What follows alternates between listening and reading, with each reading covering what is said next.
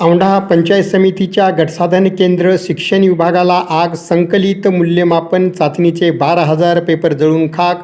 Short सर्किटने आग लागल्याचा अंदाज. औंढा नागनाथ येथील पंचायत समितीच्या गटसाधन केंद्र शिक्षण विभागाला लागलेल्या आगीमध्ये संकलित मूल्यमापन चाचणीचे तब्बल 12,000 पेपर जळून खाक झाल्याची घटना बुधवारी तारीख 8 रोजी घडली.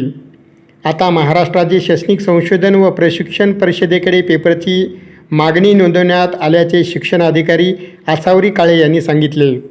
औंढा नागनाथ गटसाधन केंद्रातून तालुक्यातील 13 केंद्रापैकी 7 केंद्रांना पेपर वाटप झाले असून 6 केंद्रावर पेपर वाटप करण्याचे काम सुरू होते.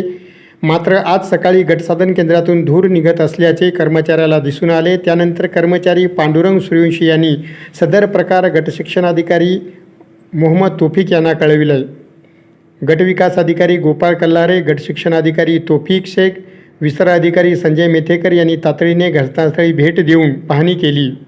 औंढा नागनाथ पोलीस ठाण्याचे पोलीस निरीक्षक GS राहिरे, पोलीस उपनिरीक्षक दत्ता कानगुले, जमादार वशीम पठाम, शेख इक्बाल यांच्या पथकाने भेट देऊन पाहणी केली. यावेळी पांडुरंग सूर्यवंशी, मनोज कांबळे, दत्ता सूर्यवंशी, शिवाजी टोंपे, शिवकुमार गुडमे, राहुल थडगे यांच्यासह शिक्षण विभागातील कर्मचारी उपस्थित होते. दरम्यान या आगीमध्ये तब्बल 12,000 पेपर जळून खाक झाले असल्याचे गटशिक्षणाधिकारी शेख तोफिक यांनी सांगितले.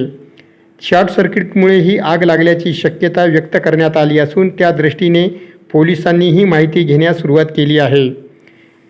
हिंगोलीच्या शिक्षणाधिकारी आसावरी काळे यांनी या प्रकरणी परिषदेकडे पेपरची मागणी नोंदवल्याची माहिती दिली आहे. त्या म्हणाल्या, सदर घटनेमध्ये 12,000 पेपर जळाल्याची माहिती गट शिक्षणाधिकारी कार्यालयाकडून मिळाली आहे. विद्यार्थ्याचे नुकसान होऊ नये तसेच चाचणी सुरळीत पार पाडावी यासाठी परिषदेकडे पेपरची मागणी नोंदवली आहे. पेपर प्राप्त झाल्यानंतर ठरवून दिलेल्या तारखेलाच परीक्षा होईल.